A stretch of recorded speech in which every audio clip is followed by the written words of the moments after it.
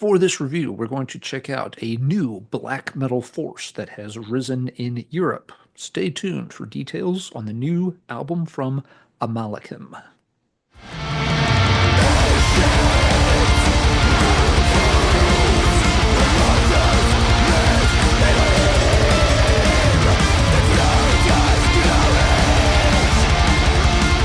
Hello, Heavy Metallurgy. I'm back and here today to review the new album from Amalekim. This is a international black metal band with members from both Poland and Italy.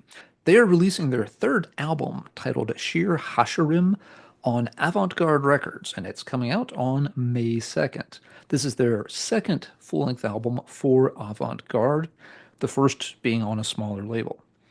So this is a new band, I think, for a lot of folks. It's my first experience with them, but the promo material kind of caught my attention right away with the striking cover artwork. It depicts the sort of biblical tale of Solomon and the two wives, where he's trying to have to pass judgment and determine who's the true mother of an infant.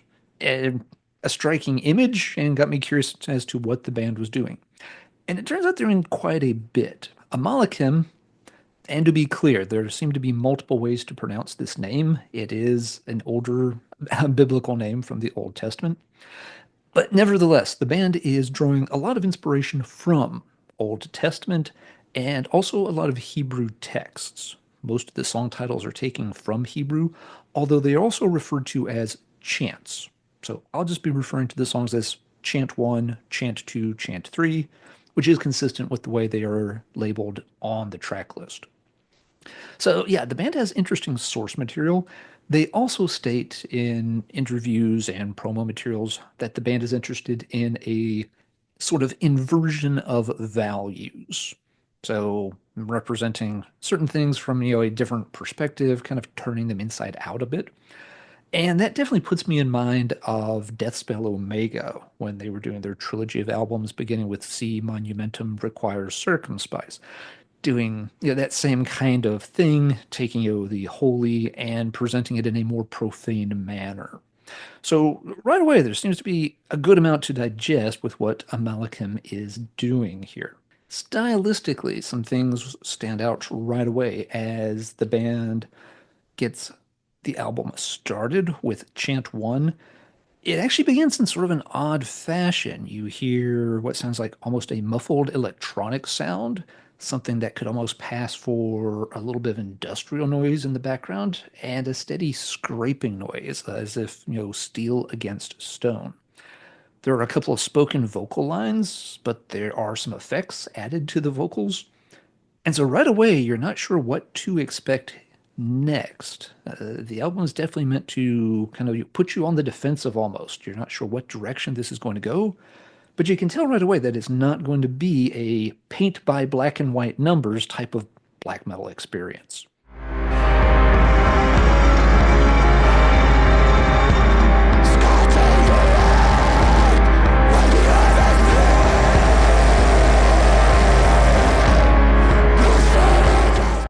So after this very cool and unusual opening, the band sets forth, into a very solid black metal direction. Their promo materials and interviews talk a lot about trying to cultivate a sound that incorporates alchemical and hermetical kind of influences and sounds. And they definitely achieve that. The vocal delivery here does owe something to Deathspell Omega, also to Migwa. They're going for the same kind of, harsh, barking, venomous, somewhat spiteful kind of delivery. It's not high, shrill, and shrieky, nor is it low, guttural, or indecipherable. It's meant to be clear, distinct, and have a very defiant tone to it, and the vocals are delivered very well, as you can hear throughout the album.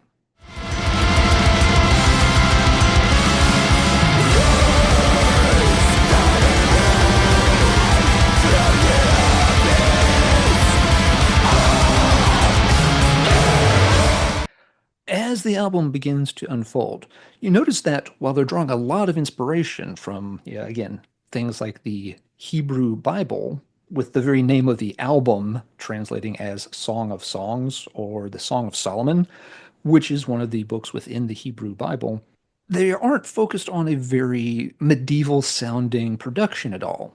While the production maybe has some of that kind of, darkness to it, it also has a very solid modern sound to it. It's not as urban sounding as something you might expect from, Ulver or certain periods of Satyricon, but it's definitely not going for, a dungeon level sound whatsoever. This very much sounds like a, black metal album from the 2020s. Not something that was recorded, on a four-track, TAC recorder in a basement in Norway in 1993. So it's an interesting production style, and that incorporated with some of the musical choices and the way the songs unfold, again, bring to mind bands such as Amigua, but also black metal period Noctmistium. There is something slightly progressive and unusual that the band's incorporating here to always make the music sound like it can go in different directions. Although the songs are not, truly avant-garde or anything like that. They're not becoming as complex or twisting as DSO material, for example. They still feel like, they're definitely trying to, push the boundaries a bit and come up with a little bit more of an expansive sound while not straying too far away from that mid-paced black metal formula.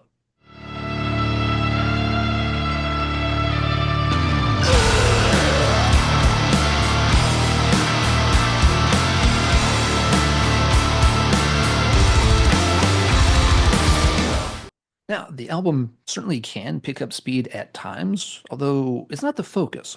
The album definitely wants to stick to that more methodical, mid tempo pacing. However, when they do speed up, the intensity of the double bass drumming brings to mind projects such as Switzerland's Ara, with a very tight, really blistering double bass delivery. But they use it much more sparingly than Ara typically does. There's, bursts of speed here and there for effect, but then they rein it back in. And in doing so, the songs on this album create a lot of tension and release, which is a very strong pattern. Again, you get the sense early on that the album can go in different directions, and you're never quite sure what the band is going to do next, which keeps you on your toes and keeps you engaged to see what they're going to do. But they never completely fly off the rails and do something, completely outlandish. The music is definitely on point throughout all the songs. They have a purpose and intent, and they're delivering it quite well.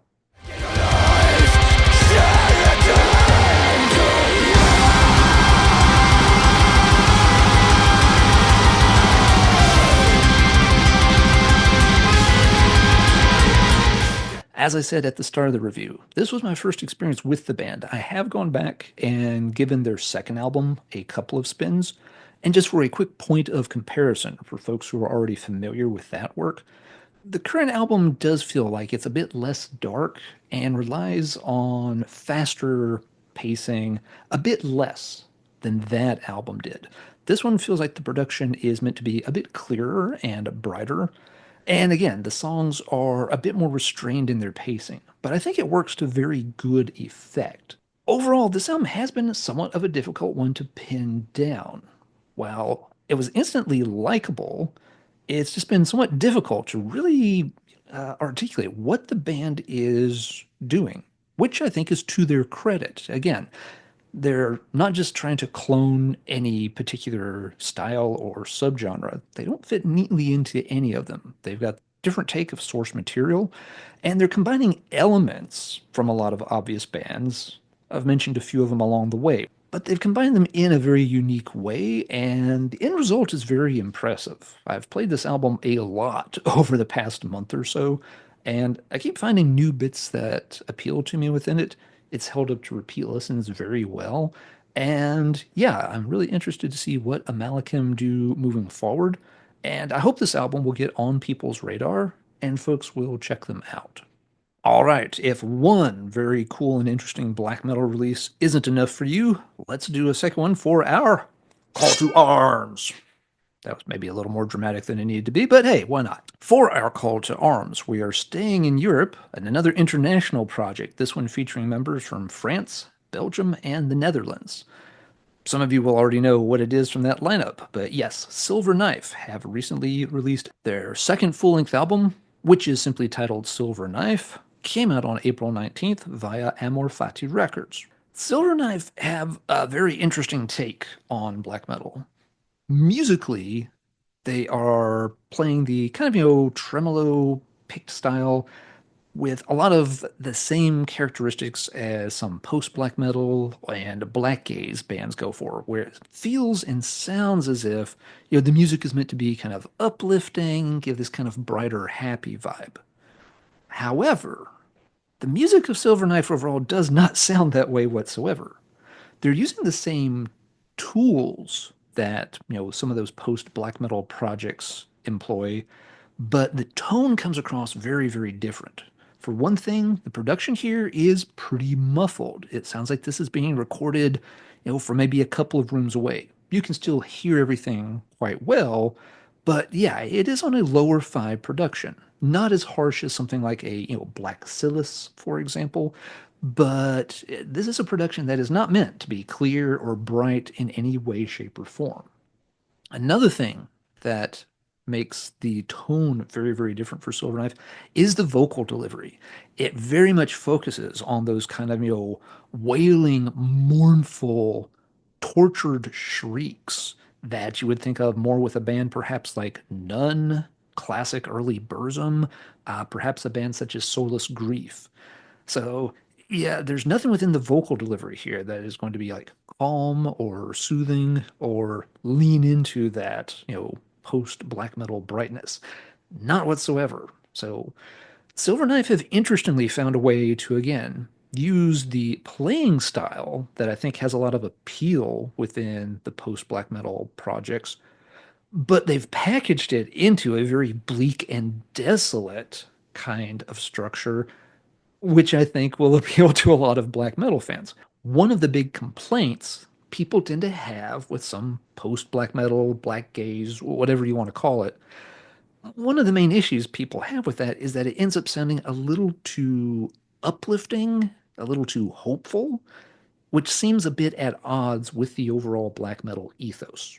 And while I do like some of those post black metal projects, I do get the point where the just overall atmosphere does feel very different and strange for black metal projects. Silverknife have somehow circumvented that. They've got the kind of, perfect, just despondent black metal aura all over this thing, thanks to the production and the vocal delivery.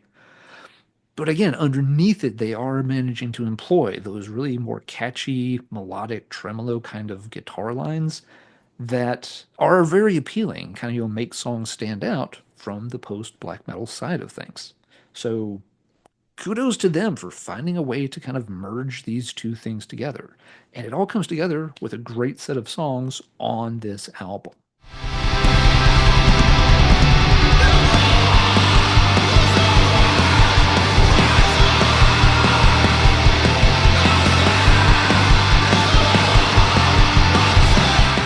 So, yes, if you've ever sort of wanted to like a post black metal project but just felt like they were too damn happy sounding, Silverknife is the band that's going to scratch that itch for you and do it without trying to brighten your day or cheer you up.